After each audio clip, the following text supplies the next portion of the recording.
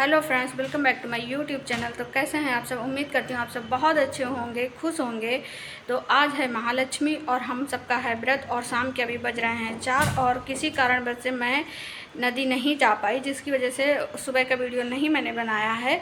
और अभी चलते हैं पूजा में, बगल में पड़ोस की देवरानी है उसके पास चलते हैं, तो वहाँ होगी पूजा और मैं पूजा आपको दिखाऊंगी। पंडित जी आने वाले हैं अभी, तो वहाँ पूजा के बारे में दिखाती हूँ कि कैसे हम लोग पूजा करते हैं। पूजा की सारी जानकारी आपको देंगे वहाँ पर कि कैसी होती है पूजा। तो पहले लगा देते हैं पंडित जी के लिए सीधा और उसके बाद फिर चलते हैं पूजा में। तो दिखाते हैं आपको कि सीधा में हम लोग क्या क्या लगाते हैं। और इसमें हम रख देंगे ये पापड़। तो थाली हमारी कंप्लीट हो गई है। ये हम देंगे दक्षिणा पंडित जी को। यहाँ पर से मैंने कुछ श्रृंगार का सामान लिया है, क्योंकि श्रृंगार का सामान अभी तक लिया नहीं मैंने, और चढ़ाने के लिए है नहीं है। तो मिठाई और फल मंगा लिया है, मैंने कुछ नहीं बनाया है। पड़ोस वाली देवरानी है तो उसी के घर पे आज पूजा है। वैसे मैं अपने घर पे रखती हूँ पर इस बार नहीं रखी हूँ। तो मैं श्रृंगार का सामान और मीठा और फल यही चढ़ाऊंगी, जो मतलब मुझसे हो सके तो वो दक्षिणा मैं दे दूंगी पंडित जी को।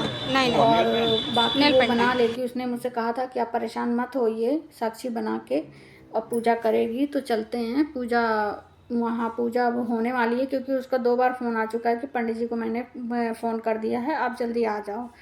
तो बगल में ये हमारी बहुत अच्छे भैया हैं, इनकी दुकान है, तो इनके यहाँ से मैंने सामान ले लिया है।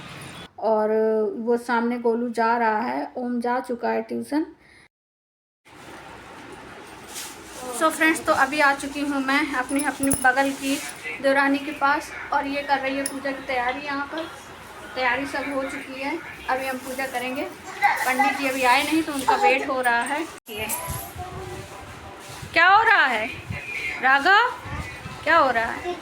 हेलो बोलो राम जी, हेलो बोलो। हेलो। घर पे मैंने महावर नहीं लगाई थी, तो यहाँ पर महावर रखी है, तो मैंने सोचा कि लगा लूँ। देवरानी भी बोल रही थी कि आपके लिए भी खोल के रख दिया था कि आप आ जाओगी तब लगा लेना आप। तो वो चली गई है अभी, और जो भी पूजा का सामान रह गया है व्यवस्था करने के लिए वो करने चली गई है। तब तक मैं यहाँ पे महावर लगा लेती हूँ और इसके बाद फिर देखते हैं पंडित जी कितनी देर में आते हैं। तो यहाँ ये हमने सारा सामान इकट्ठा करके रख दिया है। सारा श्रृंगार का सामान है, जो भी पकवान बनते हैं, मीठा फल सब कुछ, सारा सब कुछ करके रख दिया है। और यहाँ पर हमने लक्ष्मी जी हाथी में जो विराजमान है उनको भी बैठा दिया है अच्छे से। अब पंडित जी आएंगे तो पूजा करवाएंगे अभी आके, तो आप देख सकते हैं। और जब हम सुबह नहाने जाते हैं नदी, तो ये दूब वगैरह वहाँ से लेके आते हैं नदी से। तो पंडित जी आ चुके हैं, तो अब होगी पूजा स्टार्ट, आपको दिखाते हैं पूजा। तो पंडित जी यहाँ पर पूजा स्टार्ट करवा दिए हैं, पूजा होने लगी है। देवरानी बैठ गई है पूजा में और मैं जस्ट पास में बैठी हूँ मैं भी। तो मैं सिर्फ कथा सुनूंगी, पूजा वही करेगी।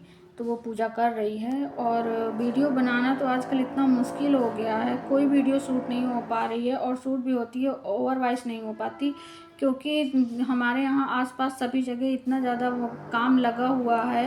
सभी जगह गैस की पाइपलाइन पड़ रही है, तो पूरे दिन ड्रिल मशीन चलती है, इसलिए वॉइस करना बहुत ज़्यादा मुश्किल हो रहा है यहाँ पर।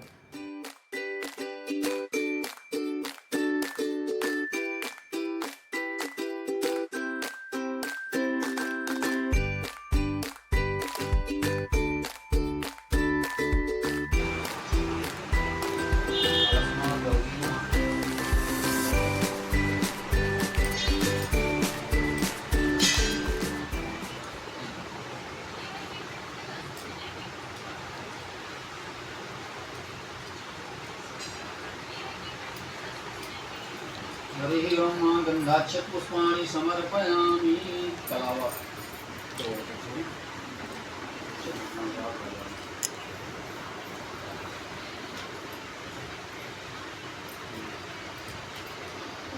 कलश में रख दिया, एक कटोरी में रख दिया।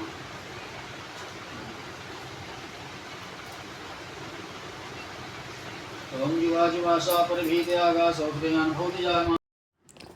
महालक्ष्मी व्रत की पूजा हमारे यहाँ बुंदेलखंड में शायद ही कोई ऐसा हो कि जो ना रहता हो, बाकी सभी औरतें रहती हैं, ये पूजा करती हैं। और इस पूजा में 16 दिन औरतें व्रत रहती हैं, खाना खाती हैं मतलब, पर सुबह नहा के और सूर्य भगवान को और लक्ष्मी जी को अर्घ देती हैं। तो वो हमारे यहाँ 16 दिन तक किया जाता है और 16वें दिन पूजा होती है, फिर इसकी कथा सुनी जाती है और फिर बहते जल में अर्घ देने हम लोग 16वें दिन जाते हैं, नदी या हम तालाब में जाते हैं। तो सभी औरतें ऐसे ही करती हैं और इसमें सारा श्रृंगार का सामान लाना पड़ता है। साथ में घर पे गुझियाँ हैं, वो पपड़ियाँ हैं और उनका जो बेसन का पूरा श्रृंगार का सामान जेवर होता है वो बनानी पड़ती है। वो बना के सब हम चढ़ाते हैं।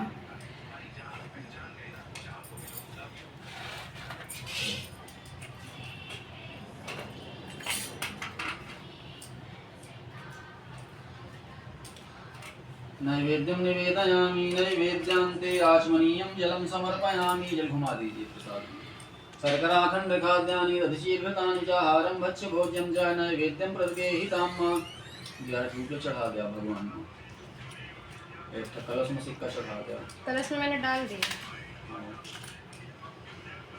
अब 10 ही चढ़ा रही हूँ, 2 का है 12 में। अच्छा ठीक। एक सिक्का गौरी गणेश के पास रख दिया। ओम हरि ओम ओम नैवेद्यम निवेदयामि। फिर जल घुमावा। द्रव्य दक्षिणां समर्पयामि। प्राणाय स्वाहा उदानाय स्वाहा समानाय स्वाहा मध्ये मध्ये उत्तर पोषण आचमनीयं जलम समर्पयामि। हवन लावा। ओम स्नानीयं जलम समर्पयामि। यज्ञकुंडाय नमः। हरि ओम गंधाक्षत पुष्पाणि समर्पयामि। त्वं गंधर्वाघनिस्त्वां इंद्रस्त्वां बृहस्पतिः त्वामोघदे सोमो राजा विद्वान् शिवादमुच्यतो गन्धाक्षत पुष्पाणि समर्पयामि। हरिः ओम ओम श्रीमन्महागणाधिपतये नमः। हरिः ओम स्वाहा। ओम हरिः ओम श्रीमन्महागणाधिपतये नमः स्वाहा। उमामहेश्वराभ्यां नमः स्वाहा। सजीवरन्द्राभ्यां नमः स्वाहा। इष्टदेवताभ्यो नमः स्वाहा। वाणीहिरण्यगर्भाभ्यां नमः स्वाहा। कुलदेवताभ्यो नमः स्वाहा। ग्रामदेवताभ्यो नमः स्वाहा। स्थानदेवताभ्यो नमः स्वाहा। सर्वेभ्यो देवेभ्यो नमः स्वाहा। जल घुमा दिया। ओम वृद्धाचमनीयं जलम समर्पयामि।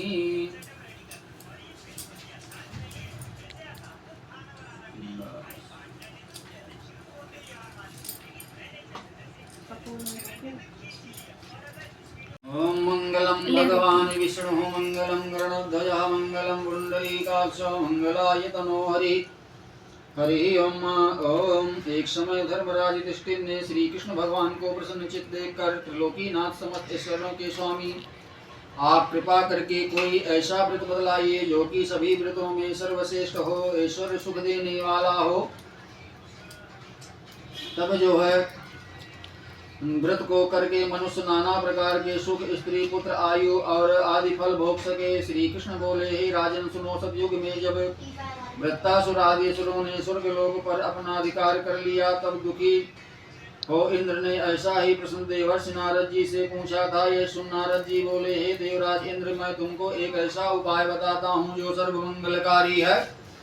इस विषय में एक वृत्तांत सुनो। प्राचीन काल में एक बहुत सुंदर अपूर्व नगर था। वहाँ की बड़ी रमणीक भूमि थी और बड़ा ही सुशोभित लगता था। बहुत ही सुंदर वन था। राजा मंगल सेन बिठाकर आप घोड़े पर सवार हो जल की खोज में चल दिए। आगे जाने पर उसने रंग बिरंगे पक्षियों को देखे और वहीं चल पड़ा। थोड़ी ही देर में वह सरोवर के पास पहुंचा। वह सरोवर बहुत ही रमणीक था, ऐसा प्रतीत होने लगा। इस प्रकार ध्यान करते हुए उस सूत्र को पुरुष अपने दाहिने अंग में और स्त्री अपने दाहिने अंग में धारण कर 16 युगों में और अक्षर से कथा सुने। इस प्रकार भादों सुदी के लेकर उस दिन भर देंगे, तब तक आप उसके घर पर संपूर्ण ऐश्वर्य लक्ष्मी की प्राप्ति और उसके घर में आप सदैव विराजमान रहे। मेरी आपकी यही सारी पृथ्वी पर विख्यात हो। धर्म रानी से भगवती लक्ष्मी तथास्तु कहकर अंतर ध्यान हो गई। महर्षि, यह अपनी सुंदरता से इन मन को प्रकाशन करने वाली स्त्री कौन है, इसका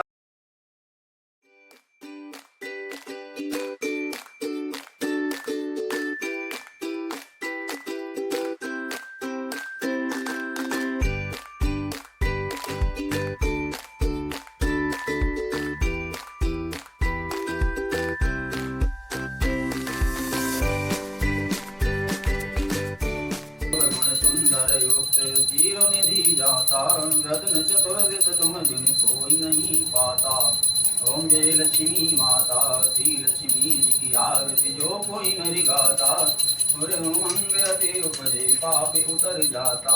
ओम जय लक्ष्मी माता तुम तो निज निज सेवक यदि को निज दिन दाता। ओम जय लक्ष्मी माता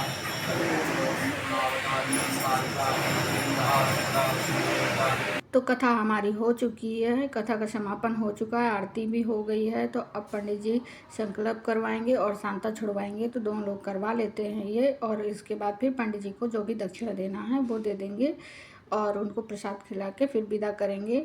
तो हमारे यहाँ ये पूजा सभी औरतें करती हैं और बहुत ही पूजा अच्छी होती है। ये महालक्ष्मी की 16 दिन की जाती है। इसकी कथा भी बहुत अच्छी है और इसकी विधि भी काफ़ी ठीक है।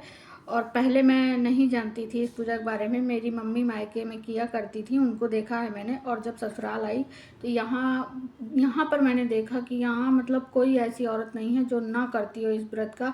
हमारे यहाँ बुंदेलखंड पर ये पर्व बहुत उत्साह से किया जाता है, औरतें बहुत अच्छे से करती हैं।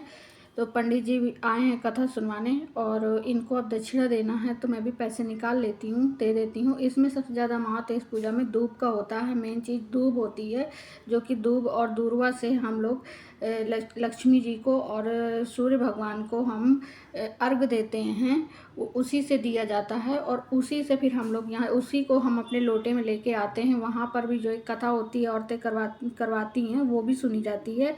पर वहाँ हम गए नहीं, मैं गई नहीं। सुबह मुझे जाना था, मेरी तैयारी थी, पर मैंने आपसे बताया ना कि मैं नहीं जा पाई, तो वो मैं आपको नहीं दिखा पाई। और अगर मैं जाती तो ज़रूर मैं वहाँ की वीडियो शूट करती, आपको दिखाती कि कैसे क्या होता है। तो वहाँ गए नहीं हैं, तो अब ये करवा लेते हैं इधर काम, क्योंकि टाइम बहुत ज़्यादा हो गया, 6 बजने वाला है। और सुबह से अभी हम लोगों ने कुछ खाया पिया नहीं, व्रत है हमारा अभी। जब तक इसमें कथा नहीं हो जाती है तब तक इसमें कुछ खाते नहीं हैं, पानी वगैरह पी लेते हैं। कोई चाय भी पी लेता है। तो कभी मेरा अगर पट गया तो मैं चाय नहीं पीती, नहीं पटा तो पी लेती हूँ चाय। और इस बार मैंने चाय पी ली है और पानी भी पी लिया है। तो अब कथा सुनी है दोनों लोगों ने, और इसके बाद इसमें हम पूरा खाना भी खा सकते हैं, जो भी मतलब हम भोग के लिए बनाते हैं वो बनाते ही हैं। और साथ में हम अपने व्रत वाला खाना भी बना के खा सकते हैं। कुछ औरतें नहीं खाती, कुछ खा लेती हैं, वैसे लगभग सभी खा लेती हैं, पर मैं नहीं खाती हूँ।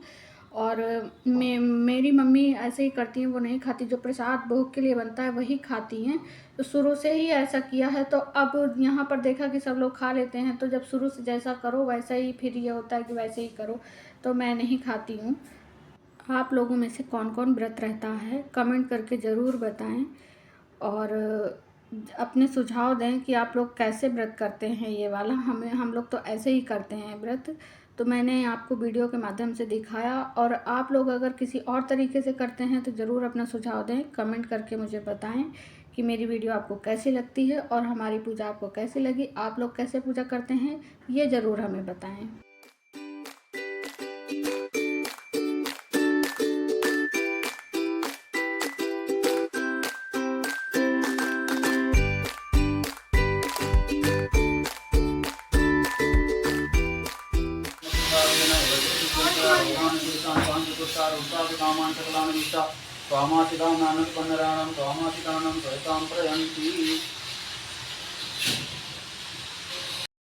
हम सबके घर एक लाइन से बने हुए हैं, तो पीछे चर्च का व्यू सभी के यहाँ से लगभग आता है। तो यहाँ पर साक्षी चाय बना रही है और मैं आई हूँ उसके किचन में। तो यहाँ पर में छिपकली मर गई है अंदर जाके, मुझे बहुत डर लग रहा है। अब कुछ ना कुछ जुगाड़ तो करना पड़ेगा इसको निकलवाने के लिए। मुझे तो बहुत डर लगता है, मैं पास में नहीं जाऊँगी, जा रही हूँ नीचे, इसको कल निकलवा देती हूँ। पता नहीं कैसे ही फंस गई आके, और उसी में शायद मर गई, हमने तो देखा नहीं है। अभी मैं आई जस्ट ऊपर, तब देखा, मेरी निगाह गई तो मैंने देखा वहाँ एक छिपकली फंसी थी। तो मुझे लगा शायद ये ज़िंदा होगी, निकल जाएगी। पर अभी जब मैंने उसको बहुत ज़्यादा गौर करके देखा तब मुझे समझ में आया कि ये मर चुकी है। तो अब मैं क्या बताऊँ, मुझे बहुत डर लग रहा है। मैं तो इसे फेंक नहीं सकती भाई, तो अब हस्बैंड जी से बोलूँगी, देखती हूँ फेंक पाते हैं कि नहीं। वो मुझसे ज़्यादा डरपोक हैं छिपकली के मामले में, तो हम पूरा घर डरते हैं। तो अब कोई ना कोई तो जुगाड़ करना पड़ेगा इसको फेंकवाने के लिए। तो इसको फेंकवाएंगे, यहाँ से साफ़ करवाएंगे। तो चलते हैं नीचे, क्योंकि हो गया है चाय का टाइम और सनसेट भी हो चुका है, आप देख सकते हैं पीछे। ये देखिए बादल कितने खूबसूरत से बादल लग रहे हैं आसमान में। इनका अलग अलग कलर क्या ही बोलें, इतना खूबसूरत लगता है। और ये ऐसा मौसम सिर्फ बारिश में ही देखने को मिलता है, बाकी गर्मियों में तो कभी नहीं ऐसे बादल आते हैं, कभी नहीं आते हैं। आजकल बारिश में देखने को मिलते हैं। तो अब चलते हैं नीचे और मैं कर लेती हूँ अपने कपड़े चेंज। तो मैंने आज ये रेड वाली साड़ी पहनी थी और गई थी पूजा में। तो अब चलते हैं नीचे, कपड़े चेंज करते हैं और करते हैं घर के काम। सनसेट के टाइम कितने खूबसूरत नज़ारे हो जाते हैं। बादलों का एक अलग ही दृश्य होता है जो कि बहुत ही मन भावक होता है और देखने में आनंद आता है इनको। वैसे